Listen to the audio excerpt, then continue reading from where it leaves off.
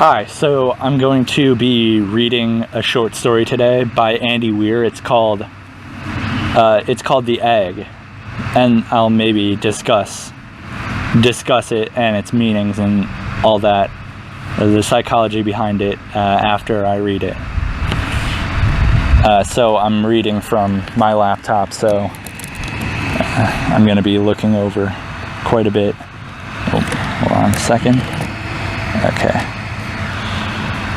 Okay, it's The Egg by Andy Weir. I already said that, but okay. You were on your way home when you died. It was a car accident.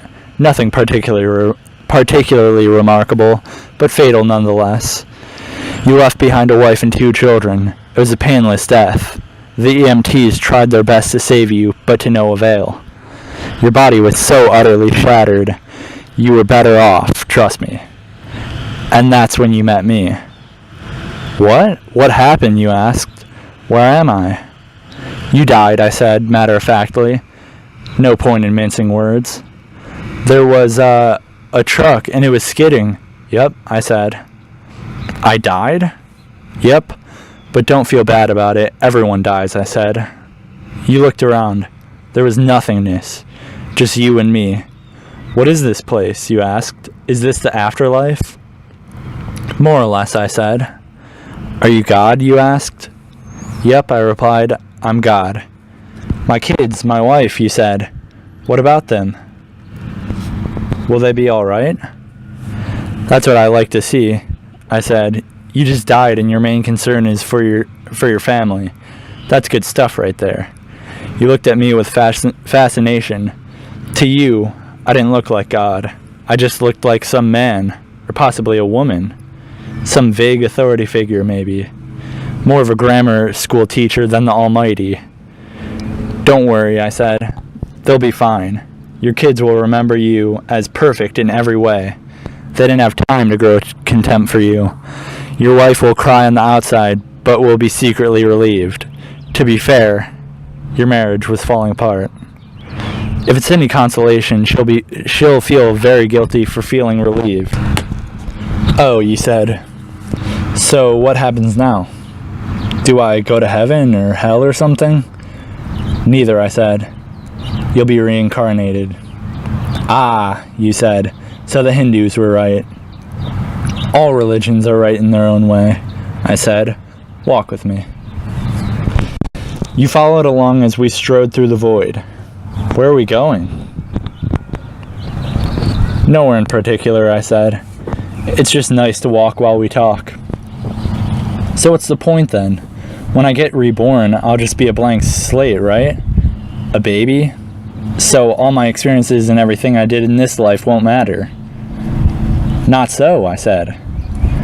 You have within all the knowledge and experiences of all your past lives. You just don't remember them right now. I stopped walking and took you by the shoulders. Your soul is more magnificent, beautiful, and gigantic than you can possibly imagine. A human mind can only contain a tiny fraction of what you are. It's like sticking your finger in a glass of water to see if it's hot or cold. You put a tiny part of yourself into the vessel, and when you bring it back out, you've gained all the experiences it had. You've been in a human for the last 48 years, so you haven't stretched out yet and felt the rest of your immense consciousness. If we hung out here for long enough, you'd start remembering everything. But there's no point to doing that between each life. How many times have I been reincarnated yet? Or how many times have I been reincarnated then? You said. Oh, lots and lots. And into lots of different lives, I said. This time around, you'll be a Chinese peasant girl in 540 AD. Wait, what? You stammered.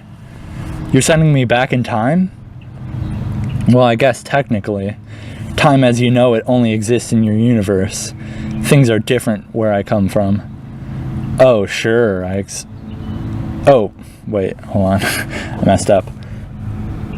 Where you come from, you said? Oh, sure, I explained. I come from nowhere. somewhere else, and there are others like me.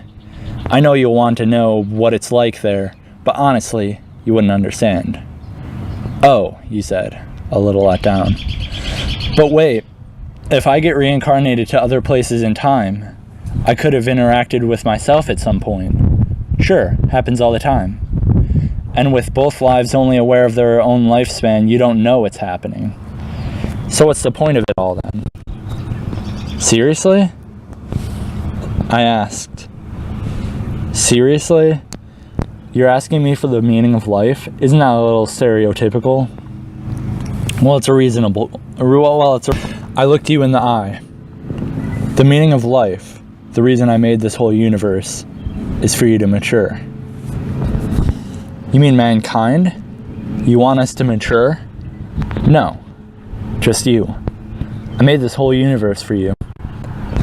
With each life, you grow and mature and become a larger and greater intellect. Just me? What about everyone else? There is no one else, I said. In this universe, there's just you and me. You stared blankly at me. But all the people on Earth. All you. Different incarnations of you. Wait, I'm everyone? Now you're getting it, I said with a congratulatory slap on the back. I'm every human who ever lived?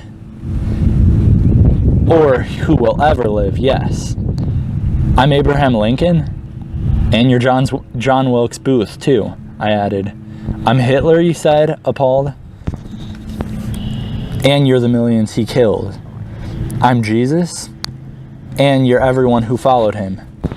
You fell silent. Every time you victimize someone, you're victimizing yourself. Every act of kindness you've done to yourself. Every happy and sad moment ever experienced by any human was or will be experienced by you. You thought for a long time. Why, you asked me? Why do all this? Because someday you will become like me. Because that's what you are. You're one of my kind. You're my child. Whoa, you said, incredulous. You mean I'm a god?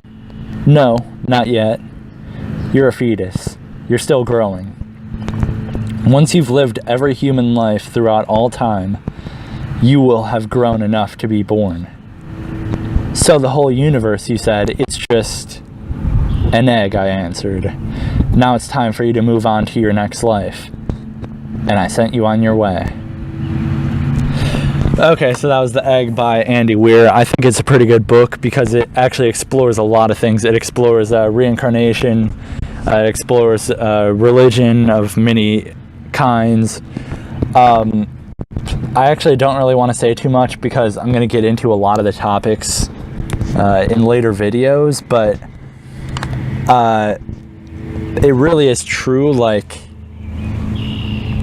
what the God in this book is talking about. You are everyone. Like, if you make fun of somebody, it's because you feel it's because you're insecure about that yourself. So if you make fun of someone's weight, most likely you feel insecure about your own weight and all that.